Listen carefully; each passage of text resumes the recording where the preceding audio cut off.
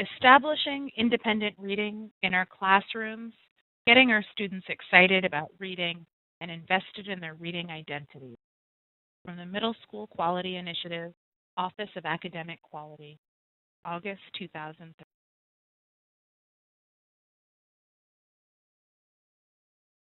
Our theory of action is that if students are provided with access to engaging, relevant text, time to read, skilled teacher support, and opportunities to talk with peers about what they read, they will develop into committed, proficient, active readers. Our targeted students are fluent readers who have little difficulty pronouncing most words. These are the students who sound like they are proficient readers, and in a lot of cases, read smoothly and decode skillfully. Yet we find that they still struggle with comprehension. They are just harder to pick out. These are also students focused on the literal meaning of the text. These readers do not analyze deeply or catch various implied messages the author sends to the readers. Because of these missed cues, comprehension tends to be superficial. The readers we're targeting also find it challenging to talk about what they read. These students' responses will be short and general, missing key details, or they may provide summaries so overwhelmed with details that they lose hold of the big picture. They also tend to have poor comprehension as evidenced by their scanty, inaccurate responses to questions about the text. These are the students who tend to grasp onto one irrelevant or misunderstood part of the text and have a hard time coming up with the big ideas of what they're reading. They also lack stamina and persistence. Often, these students will give up when they run into challenging vocabulary and concepts. Their minds then wander, and they are unable to focus for more than a few minutes on what they're reading. These students also typically exhibit a low level of engagement. What does this look like in a classroom? It's the same students who repeatedly ask to use the restroom or try to come up with any excuse possible not to read. They forget their books at home. They change their books repeatedly within the period. They're often unable to find anything interesting to read. There are also the unfocused and fidgety students in class. And finally, these are the students who do not monitor their own comprehension, so they keep on reading without knowing that they're missing the meaning.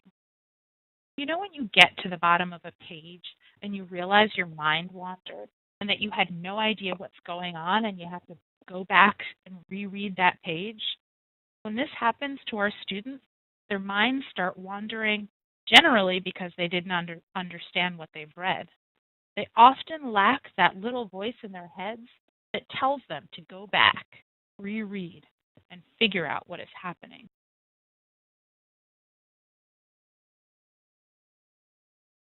This toolkit is aligned with the 6th grade content. For schools who have reprogrammed for 7th and 8th grade small group reading instruction but don't have a curriculum for those grades, please use this toolkit. We will be working to create a 7th and 8th grade curriculum for next year. Our goal in developing students' independent reading lives is to dramatically enhance comprehension skills as evidenced by an increased ability to build stamina, sticking with a text over time. We want students to be finishing text. Our hope is that we will no longer see students switching out what they're reading several times a period. Another goal is to remain engaged with a topic, author, or titles. We want students to love their book. and to actually be reading rather than just turning pages. They will develop favorite topics and authors and will be expanding their knowledge base, which will in turn build their comprehension as they continue to read new texts. Also, our goal is that students will be able to infer meaning. They will read between the lines of the text. We want students to move smoothly from a literal surface level understanding towards a deepened comprehension so that they are getting more meaning from what they're reading. And finally, we want students to be eager to discuss the text. We want to make sure that our students are bursting with the desire to talk about what they're reading. Reading is a social activity, and if we provide scaffolded discussion skills, such as building academic vocabulary and teaching kids how to work well in groups, students will be able to actively engage and learn from one another. Readers are not born, they are made. So how do we make our students into readers? The first step is building a reading identity. What does it mean to have a reading identity? First, you have favorite authors, series, titles, genres, and topics that you love to read. Next, you have had successful reading experiences to remember and build on. You also have multiple reasons for reading. We do so many different types of reading, from searching the web, to reading science articles in class, to curling up in a comfortable place with your favorite book. You also have reading rituals and routines. And you begin to know your personal reading habits. You have a nightstand with a short stack of future reading. This may be a literal nightstand, but it also doesn't have to be. It can be a mental nightstand or a page in your journal where you jot notes of what you want to read next. You're also maintaining your goals and nurturing your aspirations as a reader. You have some idea of the kind of reader you want to be and the types of books you want to be reading. You begin to know when to stick with a book and when to abandon. And finally, you have someone to talk with about books. So we believe that it is critical to be using the first weeks of school to build students' reading identity. This work is foundational and will set us up for success throughout the rest of the school as we move into small group reading structures. What we are presenting to you is not just a reading activity, it is a reading life. What you're looking at now is a calendar for the year showing the cycles of work and a suggested timeline. As you see here, we will be moving through 6 reading cycles. The first one is building a reader's identity, becoming an independent reader. It is imperative for us to start our reading instruction strong because everything else we do for the rest of the year is dependent on this first cycle. Kids need to understand who they are as readers in order to get better at it. As you can see, independent reading is an integral part of the next 5 cycles, whether it's small group reading instruction, whole group novel study, or book club. Here is a layout of a typical reading period for building a reading identity. This first cycle will run from September 9th to October 18th. The teacher begins with a mini lesson that should take about 5 to 10 minutes. Next, students will do independent reading while the teacher is conferring. This is about 25 to 30 minutes of your period. And finally, there's a short share and wrap-up, which is about 5 to 10 minutes.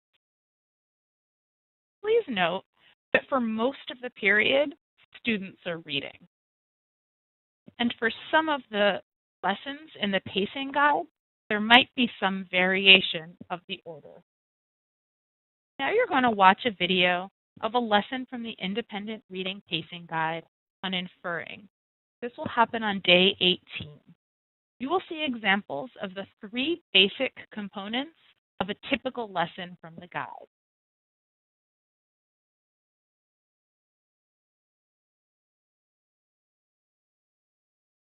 Choose a quote from the text that we want to think more deeply about and that we want to learn from. So here's my quote. Mrs. Jones stopped, jerked him around in front of her, put in a half Nelson about his neck, and continued to drag him. And so this is what the text says. This comes directly from the story. Now, the next column, I'm asking myself, what do we already know about the world?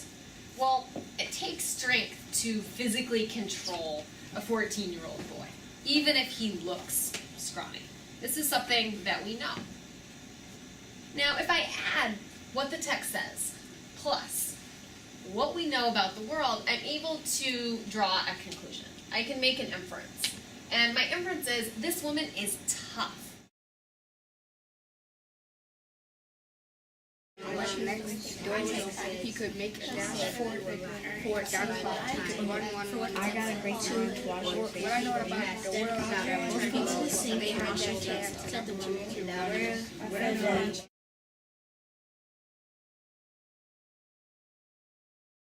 Text that I chose said, "Then Roger, you go to the sink and wash your face," said the woman, whereupon she turned him loose at last.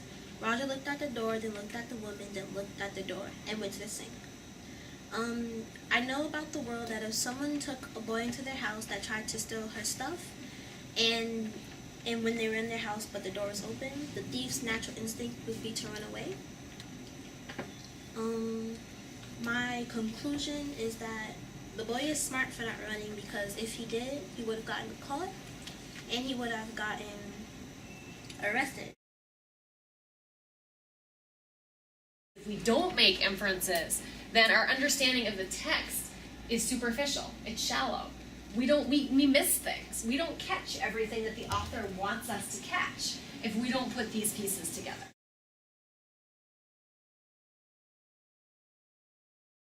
As you are reading today, I want you to find a few places in the text where you are making these inferences. And we may talk about it in a conference.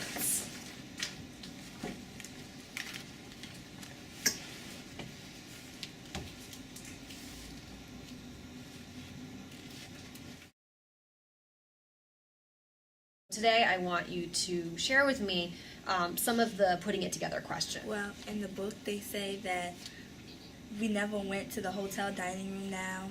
They knew who we were. They seen our pictures in the paper. We knew they'd be saying, "Look at them eating toast. How can they be so heartless?"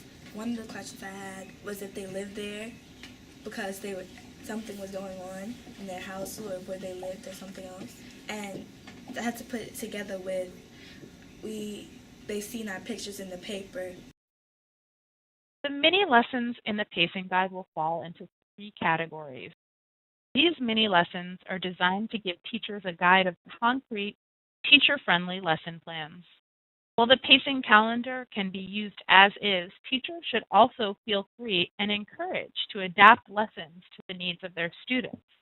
You may feel you need to spend more time or less time teaching certain skills based on how students in your class. The first category of mini lessons is building students' reading identity.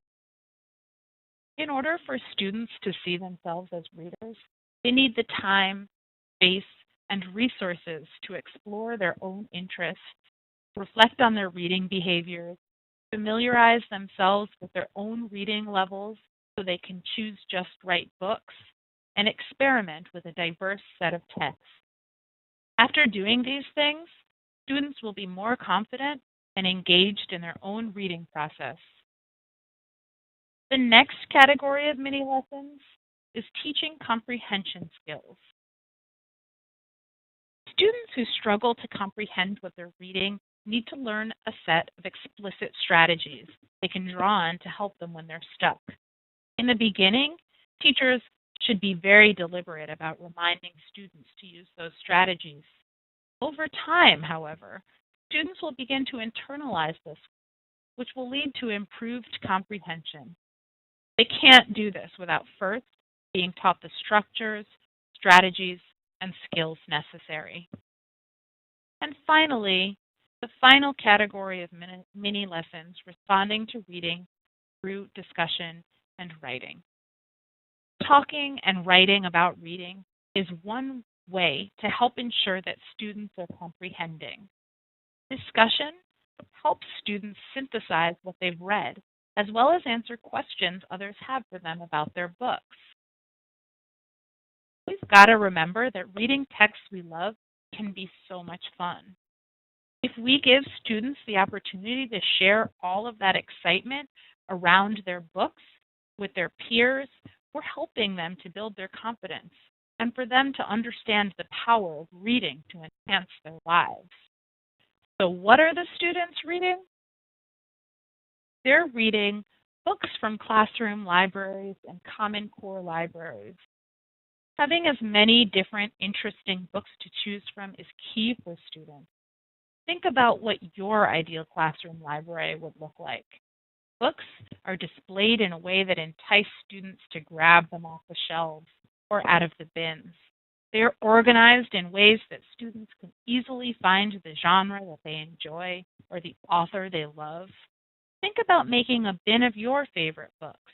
Have multiple copies of high-interest titles and create places for kids to sit together and read. If you don't have a classroom library, make sure that students have access to the school library or a different source of diverse and engaging books. Try to familiarize yourself with how these places are organized as much as possible before you bring students there, so you can point them in the right direction. And don't forget to refer to the toolkit for a list of high-interest books leveled by DRP. Students may also be using digital bibliographies of short texts organized by topic. You know when you sit at your computer and begin reading something? At the end of that article, you click on the link at the bottom of the page, which takes you to the next article and then the next. Before you know it, 2 hours have passed, and you have been reading the whole time. Let's try and create these types of experiences for our students by giving them digital bibliographies of topics that will interest them. Remember, the toolkit also contains many levels of texts that are leveled by DRP and aligned with word generation topics, as well as your 6th grade social studies, science, and ELA curriculum. Students may also be reading short stories from libraries or text sets. High-interest short stories at your students' reading level can be a wonderful way to get struggling readers passionate about reading. Short stories are often a more manageable entry point into text because while short, they also contain all the story elements and can help build stamina. They can also be a great way to learn about new authors and to find books to add to your list of next reads. The toolkit also contains a list of leveled short stories, as well as high-interest anthologies of short stories. Students may also be reading magazines like Scholastic, Time for Kids, Cricket, Ranger Rick, Sports Illustrated for Kids, and National Geographic for Kids, just to name a few. Newspapers, anthologies, poetry, trade books, and Achieve 3000 articles should also be readily available for kids to read as a resource. The more diverse the types of texts that you provide your students with, the more likely it will be that you will be having something to engage every type and level of reader, and the greater success you will have with independent reading. So what is the teacher doing during independent reading? The teacher is cycling through planning, teaching, and assessing. Now, we will explain in greater detail what each of these will look like for you in your practice.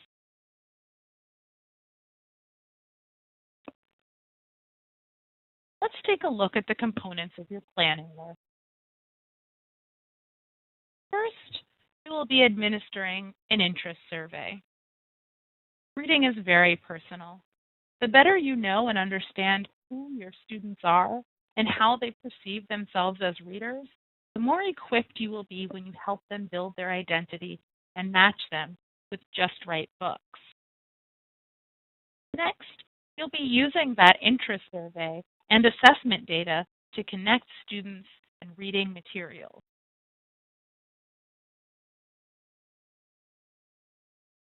After that, you'll be ensuring an ongoing supply of reading material.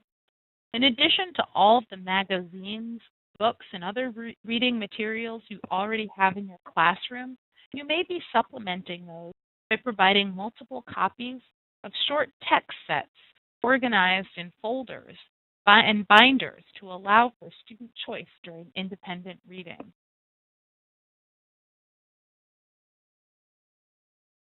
It's also important that you're reading some of the texts that students will use.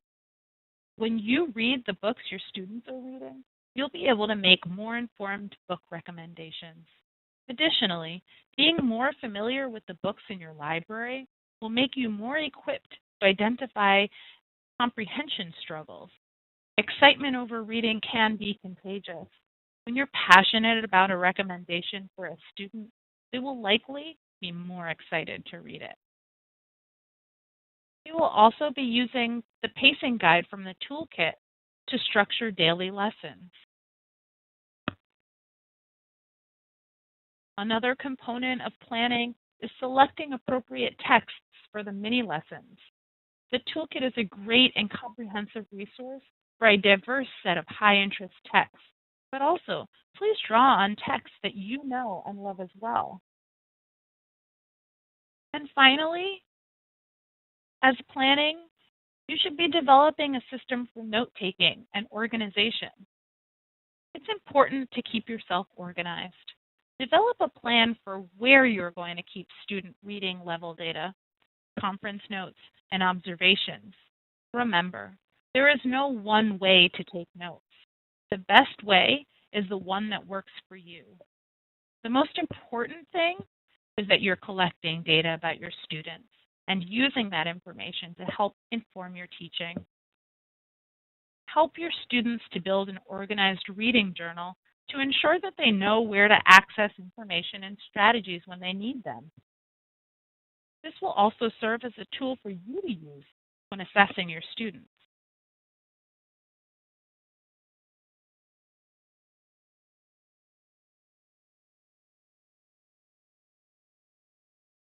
Next, we will examine what the teaching components look like during the independent reading cycle.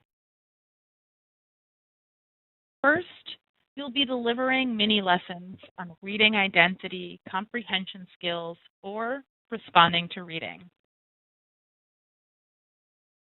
Another component of teaching is conferring with students to determine whether they are understanding what they are reading. Teachers often tense up when the discussion turns to individual student conferences. The most common concern is that the rest of the class will fall apart when you're sitting with just that one student. If you have taken the time to build a strong foundation for independent reading, one where the culture and expectations have been made very clear, then the class should be able to continue reading independently in a focused way while you're conferring with individual students. Most of the time, conferences are quite short. A quick check-in using the comprehension rubric should tell you quickly whether a student is comprehending or not. This information helps you decide who you need more frequent check-ins with and what strategies students are mastering or still struggling with. Teachers are making notations on students' strengths, needs, and what strategies they are and are not using. This type of formative assessment will strengthen your teaching practice and allow you to make more targeted teaching decisions. And finally, teachers will be wrapping up the lesson based on data collected during conferring and tying the lesson back to the teaching objective. The next thing you will be doing as a teacher is assessing. Many teachers are already assessing on a regular basis without even realizing it. The next step is to record, organize, then use those assessments to inform your planning and instruction. So how do we assess whether our kids are understanding what they read or not? First, you'll be gauging comprehension. Can students talk about what they read? You will also be determining levels of engagement based on observation and daily student self-assessment. Which students need additional supports in choosing texts? What supports will you provide? By reviewing students' self-assessments, text trackers, notebooks, and through daily conversation, you will get to know your students both as readers and as people. This knowledge will help you to serve as their personal librarian, keeping texts in mind that they might enjoy based on interests and skills. You will also be analyzing their text trackers, reading logs, to determine individual student progress in volume and speed. As you track how much and for how long students are reading, you will start to notice trends and be able to draw conclusions about whether texts are too easy or too hard based on the length of time it is taking the student to complete. You will be looking at the correlation between in-class reading and at-home reading. If you notice from the text tracker that students aren't reading at home, you might need to make appropriate interventions. First, you should make sure that the student has something to read that interests them. You also might need to work on goal setting. Finally, you might need to strengthen your partnership with families to share your data, your beliefs, your observations from in-school reading, as well as expectations of reading at home. Another part of assessing is conferring with students and assessing comprehension skills using the comprehension rubric. Use the comprehension rubric to track and assess students over time. Review previous rubrics before conferences to monitor and track growth in areas of concern. And finally, you will be setting and tracking reading goals based on DRP progress and the comprehension rubric with individual students. Set, revisit, and revise goals during individual conferences.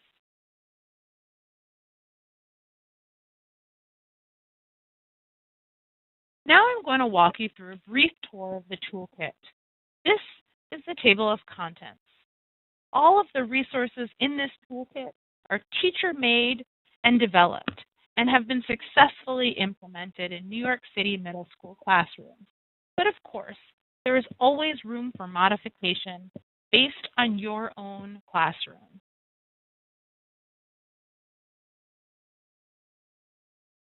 Here are some examples of lessons from the Independent Reading Pacing Guide. Each lesson has an objective, introduction, mini lesson, reading time, and a closing or share.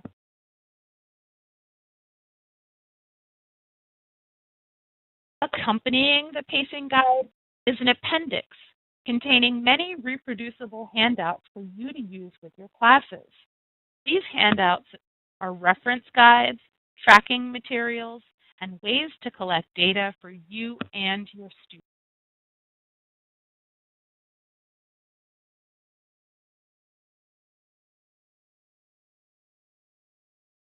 Also included in the toolkit are several text sets containing digital bibliographies that are aligned to word generation topics, 6th grade social studies, and science content, as well as the Codex and Expeditionary Learning 6th grade curriculum. Our hopes for students during this cycle of intense independent reading are that students will grow a strong reading identity that will motivate them to want to read more. We hope that students will develop a toolkit for monitoring their understanding as they become meaning-based readers. We also hope that students will expand their knowledge of available, engaging texts and be able to access them as needed. We hope that students' membership in a vibrant reading community will give them the experiences of a successful reader. And finally, we hope that students will use reading to understand and expand their own positions in the world. Our hopes for teachers during independent reading are that teachers understand how to build an ongoing, active, text-filled community of readers. We hope that the independent reading period supports the management of small group reading instruction, which will begin in mid-October. Finally, we hope that teachers will use their own reading identity to support their students in building theirs. For any additional questions or support with this toolkit, please contact Jenna Shumsky, Director of Professional Development with MSQI.